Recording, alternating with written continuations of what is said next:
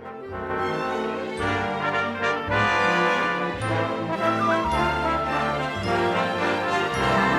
soldier in the army of the King of Kings am I, and I'll obey whatever he commands. And where the battle calls me, whether near or far away, I will follow him here at home or distant lands. I'm a soldier in his army, I will answer any beckoning my Savior brings. I'm a soldier in his army, in the army of the King of Kings.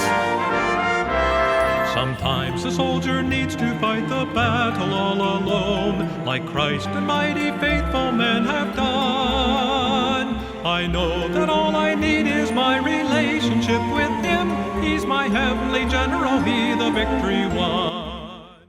시편 7편 8절입니다. 주께서 백성들을 심판하시리니 오 주여 내 의와 내 속에 있는 내 순전함에 따라 나를 심판하소서. 오 사악한 자의 사악함을 끝내시고 오직 의로운 자를 굳게 세우소서. 의로우신 하나님께서는 마음과 속 중심을 시험하시나이다. 나의 방벽은 마음이 올바른 자를 구원하시는 하나님에게서 나는도다. 하나님은 의로운 자를 판단하시며 하나님은 사악한 자를 향하여 날마다 분노하시는도다. 우리 17절 함께 읽겠습니다. 내가 주의 의에 따라 그분을 찬양하며 지극히 높으신 주의 이름을 노래로 찬양하리로다. 아멘. 기도하시겠습니다. 하나님 아버지, 하나님은 하늘을 왕좌로 삼으시고 이 땅을 발받침으로 삼으실 만큼 정말 위대하신 분이시고 큰 분이십니다. 주님, 이 시간 저희가 그 크신 주님 앞에 마음과 생각을 향하기를 원합니다. 이 세상을 보는 것이 아니라 어떤 사람을 보는 것이 아니라 이 시간 오직 주님만, 우리 마음속에 계신 예수님만을 향하기를 원합니다. 주님께서 인도해 주시고 말씀이신 주님의 그 인도하심, 그 인자하신 인도하심을 저희들이 이 시간 기대하며 고대하면서 이 말씀을 받아들이기를 소원합니다. 주님 도와주옵소서. 성령님께서 이끌어 주시기를 간구드립니다. 이 시간 주님께 모든 것을 맡기며 예수님의 이름으로 기도드립니다. 아멘. 앉으시겠습니다. 오늘 제목은 주의 의에 따라 그분을 찬양하는 인생입니다. 우리가 찬양이란 말 너무나 많이 듣고 있고 특히 시편에서 너무 많이 나오고 있어요. 찬양. 그리고 찬양을 노래로 또한 하는 그런 다윗의 간증들을 우리는 너무나 많이 보고 있습니다. 그 찬양, 우리가 하나님을 기억하고 하나님께 대한 것을 우리가 입술로 말하고 또한 노래로 하는 것을 우리는 찬양이라고 합니다. 하나님을 높이고요, 우리 예수 그리스도를 높이는 그런 일들을 우린 다 통틀어서 찬양이라고 합니다. 우리가 예배 시간에 하는 찬송이나 또 우리가 기도 안에도 있죠. 그리고 말씀 속에도 계속 찬양이 나옵니다. 그런데 그 예배 시간만이 아니라 우리의 예배와 경배가 여기만 있는 것이 아니라 우리의 실제 삶에서도 계속 그렇게 진행되어야 한다는 거예요. 우리가 어떤 결정을 해야 할 때, 어떤 인생의 중요한 정말 판단을 하고 선택을 해야 될 때 정말 주님이 앞세워지는가? 우리 주님께서 그렇게 오늘 물어보고 있어요. 이 시편 7편 오늘 읽은 말씀을 통해서 그렇게 우리에게 말씀하고 계셔요. 우리에게 물어보고 계시는 거예요. 자, 다윗의 인생을 통해서 우리에게 말씀하시는 겁니다. 다윗은 굴곡이 많은 인생을 살았습니다. 그러나 그의 인생은 주의 의에 따라, 자신의 의가 아니고요, 주의 의에 따라 사는 삶이었어요. 그는 어려서부터 양을 쳤습니다. 양을 치는 것이 쉬운 일이 아니었어요. 우리 하늘이나 우리 경인이 같은 정도의 그 나이에서부터 벌써 양치는 걸 배우지 않았을까 싶어요. 그리고 그는 젊은 시절에 좀 컸어요. 이제 커서 우리 중고등학생 우리 예진이나 혜원이 정도 컸을 때 까닭없이 원수가 된 사울 왕에게 쫓겨다녔어요. 얼마나 힘들었을까. 그러나 그가 왕이 되고 나서는 이스라엘의 큰 승리들을 가져오는 그런 경험도 했습니다. 그리고 그 이스라엘을 강력한 나라로 만든 그런 기반을 다졌어요. 그런데 그러다가 이제 저 나이 정도 됐을 것 같아요. 아니면 좀 30대나 저 40대 안일한 시간을 보낸 적도 있습니다. 그래서 그는 큰 죄들을 범했어요. 자신이 범했던 그 죄들에 대해서 쓰디쓴 열매도 먹었습니다. 그러나 주님은 다윗을 어떻게 평가하고 계십니까? 다윗은요, 유다 왕들의 비교 대상이 되었어요. 어떤 유다 왕은 다윗이 행한 것 같이 올바르게 행했다라고 하나님이 평가하시고, 또 어떤 왕들은 다윗이 하나님 눈앞에서 올바르게 행한 것 같이 하지 않았다라고 하나님은 그렇게 다윗을 가지고 잣대를 재셔서 바로 올바른 사람, 의로운 사람에 대한 평가를 하셨던 겁니다.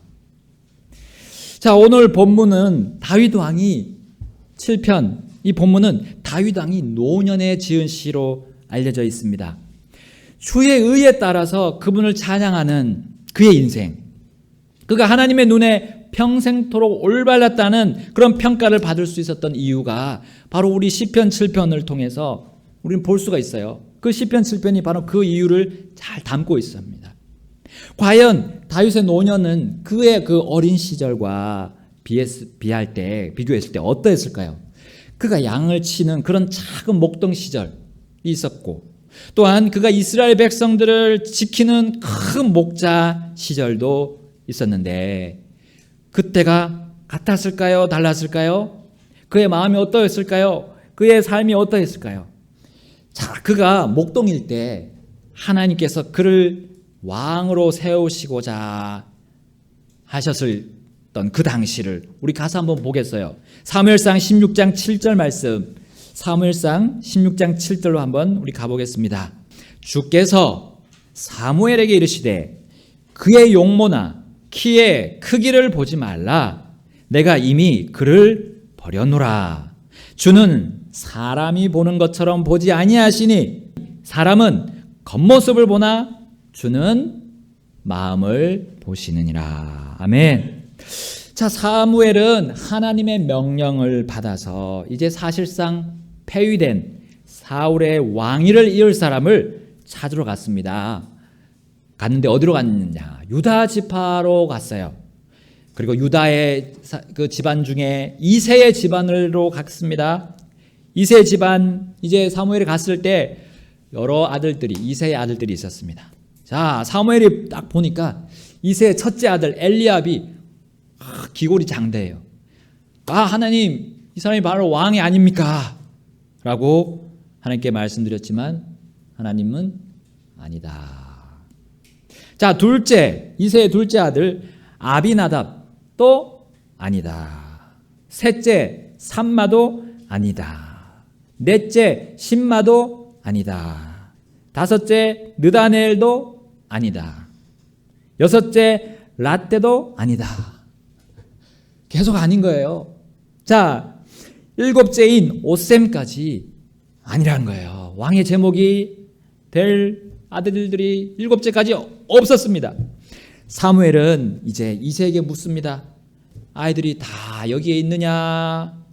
자, 그랬더니만 이새가 아직 막내가 남았는데 그가 양을 지키나이다 라고 했습니다. 빨리 데려와라. 내가 그가 데려오지 않는 이상 나는 식사 안 하겠다 그랬어요. 밥을 먹지 않겠다 했어요. 자, 그래서 빨리 데려왔죠. 자, 사무엘상 16장 12절에 이제 그가 사람을 보내어 그를 데려왔는데 이제 다윗이죠. 그는 혈색이 좋으며 아름다운 용모를 지녔고 보기에 잘생겼더라. 주께서 이르시되 이 사람이 그니 일어나 그에게 기름을 부으라 하시니라. 아멘. 하나님은 다윗의 겉모습을 봤습니까? 잘생기고 용모가 아름다운 그걸 보셨어요? 아니었습니다. 속마음을 보셨습니다. 하나님은 다윗의 마음의 올바름대로 그를 왕으로, 차기 왕으로 세울 기름을 부으셨던 거예요. 오늘 본문에 보세요. 오늘 본문 9절 하반절에, 7편 9절 하반절에 의로우신 하나님께서는 무엇을 시험하신다고요? 마음과 속 중심을 시험하시나이다. 우리 그리고 아까 사무엘상 16장 7절 하반절에 그의 용모나 키의 크기를 보지 말라. 내가 이미 그를 버려놓으라. 주는 사람이 보는 것처럼 보지 아니하나니 사람은 겉모습을 보나 주는 마음을 보느니라. 아멘. 이 두 말씀이 딱 일치하죠. 다윗의 시작과 그 마지막이 같았음을 우리는 볼 수가 있습니다. 몸은 시들어가고 후패되었지만 그의 마음은, 다윗의 마음은 하나님이 보시는 그 마음이었다는 거예요. 그 어린 시절이, 그리고 그 노년 시절이었지만 똑같이 주의 눈앞에서 올바랐다는 겁니다. 그러나 그의 반대로 사울 왕의 마음은 시작과 끝이 완전히 반대였죠. 시작은 아주 겸손했어요. 하나님의 마음에 딱 맞았습니다. 그러나 그의 마지막은 그 반대였습니다. 다윗이 이스라엘의 차기 왕이 이렇게 해서 되었고요. 그의 이름이 구약 곳곳에 등장하는 걸 우리는 볼 수 있습니다. 그의 왕좌가 영원히 지속될 거라는 그 위대한 하나님의 약속이 이어지는 모습을 우리는 볼 수 있어요. 그리고 심지어 신약의 맨 처음 그 마태복음 1장 1절에서 그의 이름이 등장합니다. 바로 메시아 그리스도 예수님과 직결되는 그 이름. 예수님을 어떻게 소개하고 있습니까? 다윗의 자손. 예? 다윗의 자손. 야, 이것보다 큰 영광이 또 있습니까? 얼마나 큰 영광입니까? 처음과 마지막뿐만 아니라 이 다윗의 인생 전체가 바로 그 마음이 꾸준히 의롭다는 평가를 하나님으로부터 받았어요. 다윗은 그의 마음이 꾸준히 하나님 앞에서 올바랐다는 평가를 받았던 겁니다. 하나님이 그의 마음을 계속 시험했어요. 그리고 다윗은 자신의 마음이 하나님의 마음과 맞는지 계속 평가를 판단을 하고 보았다는 거예요. 죄인인 사람이 어떻게 의로울 수 있습니까? 무슨 선한 것이 사람에게 나올 수 있습니까? 없지요? 당연히 사람은 의롭지 않습니다. 그러나 다윗은 주님께서 자신의 마음을 보시는 유일한 분으로 믿었습니다. 하나님은 겉모습을 보지 않으시고 중심, 속 중심을 보시는 분으로 확신했던 거예요. 여러분, 중심, 속 중심이라고 우리 영어 성경에 그 속 중심에 대한 단어를 어떻게 나옵니까? rain으로 나옵니다. rain을 찾아보세요. rain을 사전에서 찾아보면 곱비, 그리고 저 밑에 가보면 지배권을 말합니다. 지배권. 그러니까 우리의 마음 중심의 그 가장 자리에, 첫 번째 자리에 누가 있냐는 거예요. 내 자신이 있느냐, 아니면 주님께서 그 내 마음의 가장 높은 곳에 위치하고 있느냐를 하나님은 계속해서 시험하시고 보고 계시는데, 바로 다윗은 그 첫 자리, 자신의 마음의 가장 높은 자리, 그 어떤 것을 거기에 두지 않았어요. 하나님 외에 어떤 것을 두지 않는 그런 삶을 살아갔다는 겁니다. 사람으로서 실수하고 잘못했지만 그것을 빨리 돌이켜서 하나님을 그 자리로 다시 올렸던 거예요. 그리고 자신의 마음을 낮추고 살았습니다. 하나님 앞에서요. 그래서 열왕기상 15장 5절에서는 하나님께서 그를 이렇게 판단하셨어요. 이는 다윗이 헷 족속 우리아의 일 외에는, 바로 죄를 범했던 그 일이죠. 그 일 외에는 평생토록 주의 눈에 올바른 것을 행하고 그분께서 그에게 명령하신 어떤 일에서도 돌이키지 아니하였기 때문이라. 아멘. 사울이 계속해서 하나님 앞에 불순종했죠. 그의 마음을 하나님과 같이 하지 않았을 때 이 사무엘이 사울 왕에 가서 이렇게 말합니다. 하나님의 말씀을 가지고 갔어요. 사무엘상 13장 14절, 사무엘상 13장 14절에 이렇게 말씀하고 있어요. 이제 왕의 왕국이 지속되지 못하리이다. 주께서 왕에게 명령하신 바를 왕이 지키지 아니하였으므로 주께서 자신의 마음에 맞는 사람을 구하시고 주께서 그에게 명령하사 자신의 백성의 대장이 되게 하셨나이다. 아멘. 자신의 마음에 맞는 사람, 주님의 마음에 맞는 사람. 그 영어 표현해 보세요. A man after his own heart. after란 말을 썼어요. after는 뭡니까? 뒤, 후, 뒤. 예, 후라는 말이죠. 뒤에. 바로 하나님의 마음 뒤에 있는 우리의 마음을, 사람 자기의 마음을 하나님의 마음 앞에 두지 않고 after, 뒤에 두는 거예요. 그 뭐예요? 하나님의 마음을 따라가는 거예요. 하나님의 마음을 따라가는 거예요. 하나님의 마음 앞으로 가지 않고 자신의 마음을 앞세우지 않고 항상 하나님의 마음 뒤에다 두는 거예요. 여러분 오늘 시편 63편 보셨죠? 63편 8절에 뭐라고 나와 있어요? 여기도 다윗이 광야에서 있을 때였어요. 사울에게 쫓겨다닐 때. 그때 뭐라고 했습니까? 내 혼이 주의 뒤를 바싹 따르니라고 했습니다. 주의 뒤, 하나님의 마음 뒤에 두는 거예요. 그것을 이렇게 표현했던 겁니다. 자, 하나님의 마음에 맞는 사람. 항상 하나님의 마음을 따라간 거예요. 하나님의 마음을 따라간 겁니다. 하나님의 마음 앞에 가지 않고요. 그랬더니 주의 뒤를 바싹 따라갔더니 어떤 일이 벌어졌습니까? 주의 오른손이 나를 떠받치셨다라고 오늘 시편 63편 8절에 나오고 있습니다. 내 삶의 최우선 순위를 하나님께 두었어요. 대언자 예레미야를 통해서도 말씀하셨습니다. 예레미야 3장 15절에 내가 또 내 마음에 맞는 목양자들을 너희에게 주리니 그들이 지식과 명철로 너희를 먹이리라. 아멘. 내 마음에 맞는 목양자. 여러분 하나님께서는 자신의 뜻대로 인도할 지도자나 일꾼을 세우실 때 어떻게 세웁니까? 출신을 봅니까?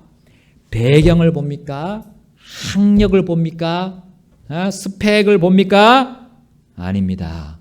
오직 하나님은 사람의 마음이 자신의 마음 뒤에 있는지를 보시는 거예요. 지금 또한 그러하십니다. 하나님의 마음에 맞는 자, 하나님의 마음이 자신의 인생의 모든 선택에서 1순위인 자를 하나님은 뽑으셔요. 그리고 그에게 하나님의 뜻을 이루실 그런 지도자 혹은 일꾼, 또 가정의 가장, 우리 또 교회의 목자로 세우시는 거예요. 신약에서도 말씀하고 있습니다. 사도행전 13장 22절에 그를 패하시고, 바로 사울이죠. 그를 패하시고 그들을 위해 다윗을 일으키사 그들의 왕이 되게 하시며 또 그에 대해 증언하여 이르시되 내가 이새의 아들 다윗을 찾아내었는데 그는 내 마음에 맞는 사람이라. 그가 내 모든 뜻을 성취하리라. 아멘. 여러분 우리는 신앙 연륜을 의로움의 기준으로 두려워할 때가 있어요. 내가 혹은 우리가 몇십 년 동안 이 교회에서 섬겼다. 3대, 4대 기독교 집안이다. 여러분 우리는 이것으로 영적이라거나 하다라고 하거나 하나님과 친밀하다고 하거나 하나님과 관계가 바르다고 하다는 그런 평가를 내릴 수가 없어요. 신앙 연륜 가지고. 여러분 그것은 그렇게 만약에 주장한다면 바리새인과 같은 거예요. 바리새인들이 줄곧 그렇게 자신들을 판단했습니다. 자신이 그렇게 해서 의롭게 됐고 하나님과 마음이 맞았다고 착각하는 거예요. 그리고 그들은 사람이 정한 의에는 이르렀어요. 바리새인들이. 사람이 정한 의에는 이르렀지만 하나님께서 정한 의에는 이르지 못했습니다. 그래서 예수님께 책망을 받았잖아요. 그리고 우리는 그러므로 오직 다윗처럼 과거가 아니라 과거에 내가 뭘 했다는 게 아니라 현재 지금 나의 마음이 바른가? 내가 지금 주님 말씀 속에 계속 내가 주님 말씀으로 계속 나를 점검하는 그런 삶을 내가 지금 하고 있는가? 그것이 하나님 앞에 의롭다는 평가의 기준이 되어야 합니다. 지금 현재 하나님의 마음이 적혀있는 이 성경 말씀을 통해서 내가 지금 의로운지 평가에 하고 있는가? 이 말씀으로 내가 지금 내가 바르게 올바르게 지금 마음을 가져가는가? 하나님 뒤에다가 내가 지금 뒤에 있는가? 내가 하나님 앞에 있는가? 그걸 평가할 수 있다는 거예요.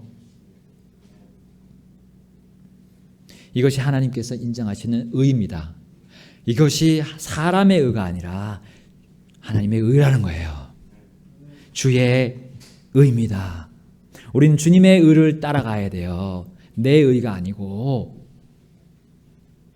본문 8절, 우리 본문 오늘 시편 7편 8절 속에 있는 그 다윗이 말한 내 순전함, 내 순전함, 그것이 바로 다윗이 어디에 그렇게 자신을 평가의 기준을 두었는지 볼 수 있는 대목입니다. 그 다음에 9절에 보면 의로우신 하나님은 마음과 속중심을 시험하신다. 10절에 마음이 올바른 자, 11절에 의로운 자, 점점 이제 이것이 깊어지고 17절에서 주의 의까지 연결되는 거예요. 이것이 다 연결되고 있는 거예요.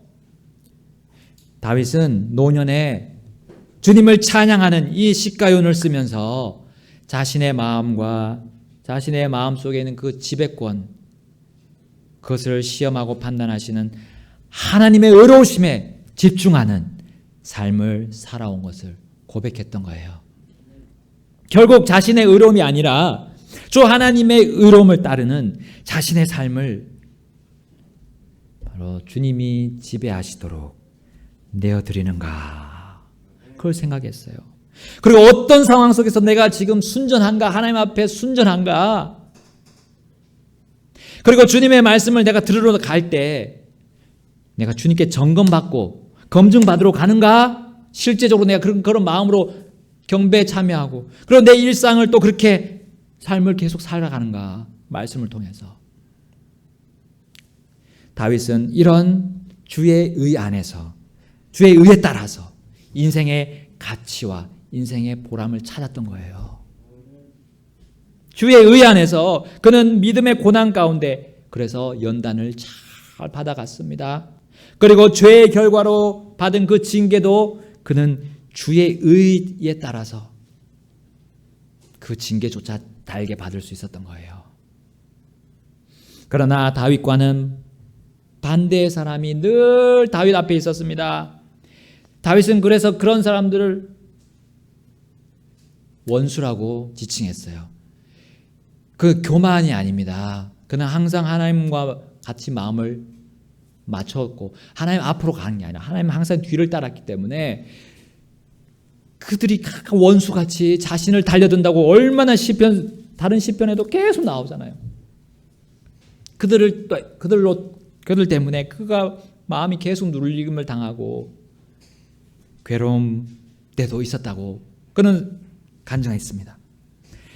바로 다윗과 이 다윗의 마음, 항상 하나님의 마음에 따르는 그의 마음을 과 반대로 나아가는 사람들이 늘 있었어요. 사울의 집안에 우리 지난 시간에 본 시므이가 있었습니다. 그리고 시므이를 단숨에 쳐서 화풀이하려 했던 수르야의 아들들도 있었어요.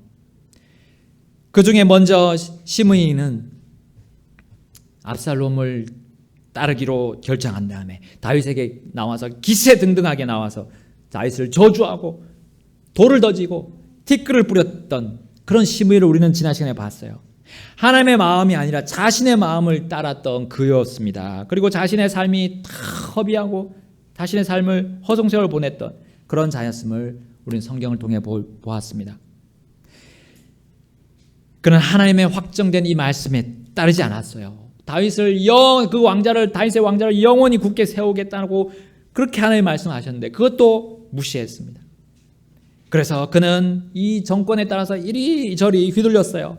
사울에게 붙었다가 다윗에게 붙었다가 또 이제는 압살롬에게 붙었다가 이제 다윗을 저주한 뒤에 곧 얼마 안 돼서 며칠 안 돼서 또 다윗에게 나와가지고 투항하는 장면을 우리는 볼 수 있어요. 언제 투항했습니까? 바로 이 다윗이 시편 7편을 이 시가연을 부르고 나서 얼마 가지 않은 며칠 뒤에 다윗의 군대에 도전했던 이 압살롬의 군대가 사기 충천했던 압살롬의 군대가 삽시간에 무너져서 패배한 직후였어요.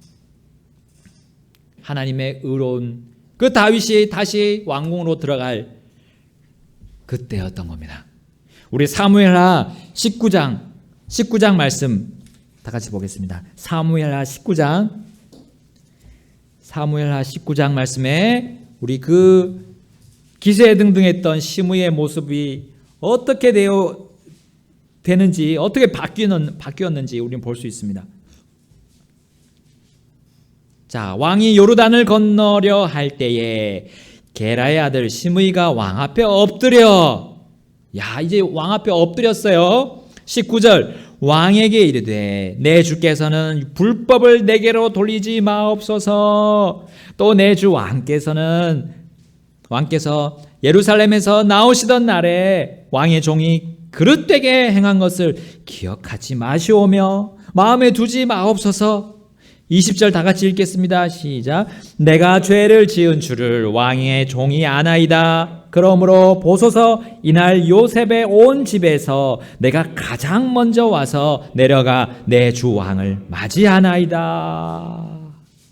얼마 전에 다윗과 용사들과 백성들 앞에서 기세등등하면서 왕을 저주했던 모습은 온데간데 없습니다. 다윗 왕 앞에 엎드리고 조아리면서 간청하고 벌벌벌벌 떨면서 나아가고 있는 시므이를 여러분 한번 생각해 보세요. 거의 뭐 기회주의자 아닌가? 예? 아첨하고 있는 거 아닌가? 우리가 의심할 정도로 어떻게 이렇게 180도 바뀔 수가 있습니까? 심지어 다윗이 주님께 기도드린 내용들, 다윗이 우리 시편에 곧잘 이렇게 썼던 그런 용어들을 이 시므이가 어디서 들었는지 모르겠어요. 내 주께서는 불법을 내게로 돌리지 마옵소서. 이런 말이 우리 다윗의 그 기도 속에서도 찬양 속에서도 우리 볼 수 있잖아요. 내가 죄를 지은 줄 왕의 종이 아나이다. 자, 저주의 말을 내뿜었던 며칠 전의 태도와 정반대의 이 시므이의 모습, 정말 진심이었을까? 정말 회개한 것이었을까? 여러분, 하나님과 다윗 앞에서 정말 그의 마음이, 이 시므이의 마음이 올바랐을까? 사람은 다 모르죠. 사람은 우리는 겉모습만 볼 수밖에 없어요. 그 내면이 어떤 마음을 가지고 있는지는 하나님께 맡기는 거예요. 하나님의 마음과 맞지 않은 또 다른 불의한 자들이 있었습니다. 시므이의 이 지금의 간청을 듣고 또 불같이 그 마음을 앞세운 자들이 있었어요. 사무엘하 19장 21절 말씀 보겠습니다. 19장 21절 스루야의 아들 아비새가 응답하여 이르되, 또 아비새가 나섰습니다. 시므이가 주의 기름 부으신 자를 저주하였으니 이일로 인해 그가 죽어야 마땅하지 아니하나이까 하매. 여러분, 다윗이 집권했던 그 초기에 다윗은 이 스루야의 아들들에 대해서 다음과 같이 언급하는 장면이 있어요. 사무엘하 3장 39절에 내가 기름 부음을 받은 왕일지라도 이날 약하며 이 사람들 곧 스루야의 아들들이 내게 너무 강하니 주께서 악을 행한 자에게 그의 사악함대로 갚으실지로다 하니라. 아멘. 바로 이렇게 왜 스루야의 아들들이 내게 너무 강하다라고 말했습니까? 다윗이 바로 그 아브넬을 전장이 아닌 곳에서 죽였어요. 이 스루야의 아들들이 전장이 아닌 곳, 전투 현장이 아닌, 죽이면 안 되는데 죽인 거죠. 살인했던 겁니다. 살인. 심지어 왕인 다윗이 압살롬을 죽이지 말고 생포하라라는 명령에도 스루야의 아들들 중에 이 요압이 불복종했어요. 왕의 말조차 불복종해서 압살롬을 죽였습니다. 스루야의 아들들은 왕을 호위하면서 왕을 지켜주기도 했지만 이렇게 결정적일 때 그들의 마음이 드러났습니다.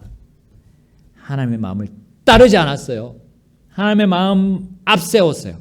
하나님의 마음 앞에 자신들의 마음을 두었던 겁니다. 그래서요, 그들은 훗날 이제 아마사까지도 살인했습니다. 무죄한 피를 계속해서 흘려왔어요. 그래서 사무엘하 19장 22절에 상반절에 다윗은 그 아비새의 말을 듣고 이렇게 얘기합니다.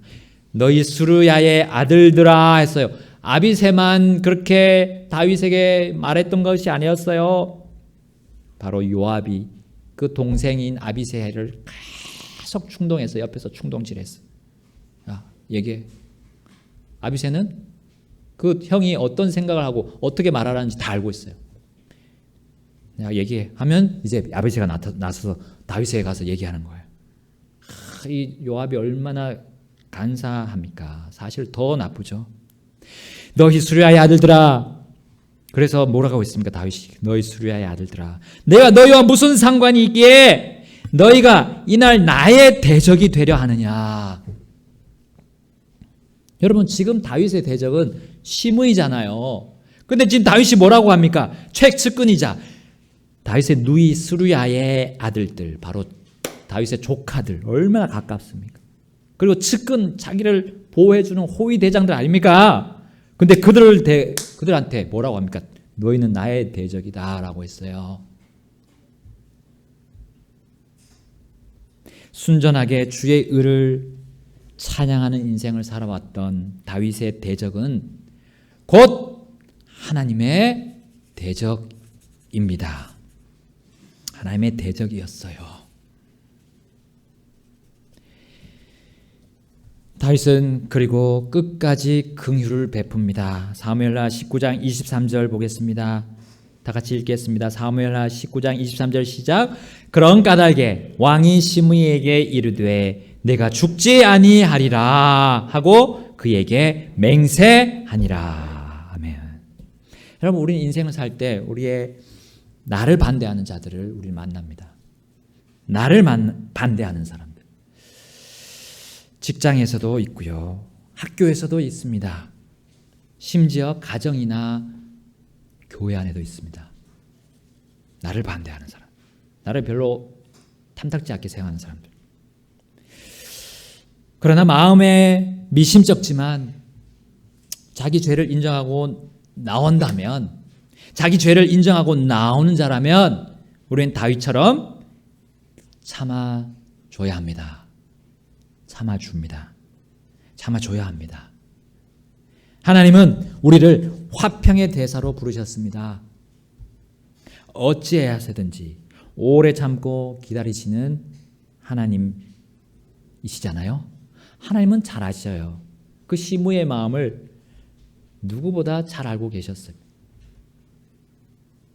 다윗도 그러했습니다. 그 하나님 마음 뒤를 따랐어요. 그래서 그의 말을 믿어 주었습니다. 내 주께서는 불법을 내게로 돌리지 마옵소서. 내가 죄를 지은 줄 왕의 종이 아나이다. 내가 요셉의 집에서 가장 먼저 나오지 않았습니까? 저를 좀 봐주십시오. 그 말을 믿어 주었던 거예요. 그리고 긍휼을 베풀어 주었습니다. 그렇다고 하나님을 고의적으로 자기 마음을 숨겨가면서 고의적으로 대적하는 자의 그 불의와 불법을 하나님이 모르실까요? 모르지 않습니다. 우리가 하나님이 마음과 사람의 마음과 속 중심을 시험하시고 그리고 그 마음을 보시고 갚으실 것을 믿는 사람은 우리는 긍휼을 베풀 수 있습니다. 그 하나님을 믿고요. 하나님이 그 분노가 항상 그 활이 계속 당겨져 있다고 했죠. 오늘 시편 7편에요. 다윗은 이제 훗날 솔로몬에게 그 왕위를 이제 넘겨주고 유언을 줬어요. 그 유언을 주는 장면이 열왕기상 2장 8절에 있습니다. 열왕기상 2장 8절 제가 읽겠습니다. 또 보라, 바후림 출신의 베냐민 족속 게라의 아들 누구요? 시므이죠. 시므이가 너와 함께 있나니, 솔로몬 너와 함께 있나니, 아직 살아 있잖아요. 시므이가 그때 죽지 않았습니다. 너와 함께 있나니 그는 내가 마하나임으로 가던 날에 지독한 저주의 말로 나를 저주하였느니라. 그러나 그가 내려와 요르단에서 나를 맞이하기에 내가 줄을 두고 그에게 맹세하여 이르기를 내가 칼로 너를 죽이지 아니하리라 하였노라. 그러므로 이제 그를 무죄한 자로 여기지 말지어다. 알고 있었다는 거죠. 다윗은 시므이의 말을, 그의 마음이 어떤지를 알고 있었어요. 그리고 그가 말하는 것들을 다른 사람들도 다 옆에서 신하들도 다 듣고 있었기 때문에 그의 마음이 드러날 때까지 참았던 겁니다. 참았어요. 자, 그렇게 얘기하고 9절 말씀에 그러므로 그를 이제 무죄한 자로 여기지 말지어다. 너는 지혜로운 사람인즉 그에게 마땅히 행할 바를 아느니라. 오직 너는 그의 흰머리가 피를 흘리고 무덤에 내려가게 하라 하니라. 다윗은 시므이가 자신을 저주할 때, 거짓으로 투항할 때나 그가 아첨하는 자로, 그리고 자신의 마음 속이는 자임을 그는 어느 정도 간파했음을 알 수 있습니다. 그리고 솔로몬에게 유언을 주면서 그의 악한 마음이 만방에 다 드러날 그때가 있으니까 너가 지혜롭게 그를 다루라 라고 한 거예요. 자, 시므이의 그 아첨하고 그의 이익만을 쫓았던 그 기회주의자, 그 불의한 마음이 이제 열왕기상 2장 36절부터 46절에 잘 드러납니다. 자, 간단히 설명하자면 솔로몬이 즉위한 뒤에 그는 이제 시므이가 예루살렘 밖을 나가지 못하도록 명령했습니다. 그리고 이걸 어릴 때 사형을 집행할 것을 정했어요. 이제 시므이도 이것에 대해서 내 주 왕께서 말씀하신 대로 주의 종이 그리하겠나이다 라고 받아들였습니다. 자, 그러나 이제 그 후 3년이 지났어요. 그 3년이 끝날 무렵에 이제 시므이는 그 명령과 그 자신의 맹세까지도 버리고 이제 가드 지방으로 도망간 그 종들을 잡기 위해서 예루살렘을 벗어났던 겁니다. 이것이 드러났어요. 그리고 그는 곧바로 처형되었던 겁니다. 그의 불의한 마음이 결국 다 만방에 드러났고, 누가 봐도 이제 시므이는 죽어도 되겠다 할 때가 온 거예요. 또한 스루야의 아들들 중에서 아비새의 형인 요압이 있습니다. 요압도 이제 그의 사악한 마음이 드러날 때가 찾아왔어요. 심지어 시므이보다 먼저 그는 처형되고 말았습니다. 그는요, 왜 그랬냐면 바로 솔로몬의 즉위를 반대하고 일어난 아도니아의 반역 때에 그의 마음이, 그 악한 마음이 딱 드러났습니다. 그 아도니아의 옆에 딱 붙어가지고 같이 반역 속에 들어갔던 겁니다. 성경에는요, 또 그 수레아의 아들들 중에 아비새가 처형되는 장면은 없습니다. 아비새는 사실 요압의 부축임 때문에 요압이 부축이었어요. 그래서 그는 자꾸 형의 말을 더 들었던 거죠. 그가 처형되지 않았던 것은 그의 마음이 돌아갔다고 저는 확신합니다. 그의 마음이 어떻게 돌아갔습니까? 이제는 하나님의 마음 앞이 아니라 뒤에, after, 뒤에, 하나님의 마음 뒤에다가 그의 마음을 두고 다윗처럼 샀던 거예요. 여러분, 우리는 회개할 수 있습니다. 마음을 돌릴 수가 있어요. 하나님께서 계속 기회를 주고 있습니다. 마음을 돌립시다. 지금이 기회고요. 오늘이 기회입니다. 하나님의 마음보다 앞섰다면 오늘 주님 앞에 무릎 꿇읍시다. 무릎 꿇고요. 정말로 무릎 꿇고 주님 앞에 조아리고 나아갑시다. 하나님, 제가 잘못 살아왔습니다. 하나님 마음보다 계속 하나님 마음보다 앞으로 앞세웠습니다. 저는 오늘부터 다윗의 순전함을 따르겠습니다. 제 마음을 계속해서 하나님 앞에서 비춰보겠습니다. 하나님 말씀 안에서 비춰보겠습니다. 그리고 저를 돌이키겠습니다.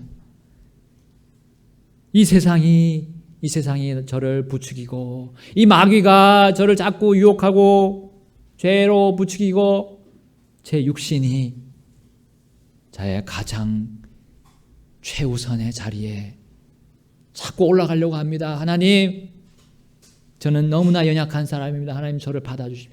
저에게 힘을 주십시오. 하나님의 의를 따라가겠습니다. 주님의 의만 따라가겠습니다. 하고 여러분 나오십시오. 오늘 그렇게 나오시기를 하나님이 초청하고 계십니다. 주님은 우리 인생이 자신의 의 안에서 찬양받기를 바라십니다. 나의 마음과 나의 인생을 누가 지배하도록 내어드리고 있습니까? 나 자신입니까? 이 세상입니까? 이 세상 체계, 이 세상의 수많은 그런 들리는 소문들입니까?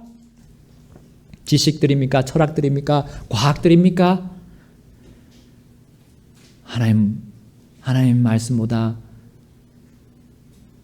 높이는 거 다 우상숭배입니다. 우상숭배요. 다 불태워야 됩니다. 다 불태워야 돼요. 하나님은 소멸시키는 불이십니다. 하나님을 내 마음 가장 높은 곳에, 나의 마음에, 내 삶의 지배권에 하나님을 넣읍시다. 주님은 마음과 우리의 속중심을 보시고 시험하시는 분입니다. 다 같이 기도하시겠습니다. I'm a soldier in his army. I will answer any beckoning my Savior brings. I'm a soldier in his army, in the army of the King of Kings.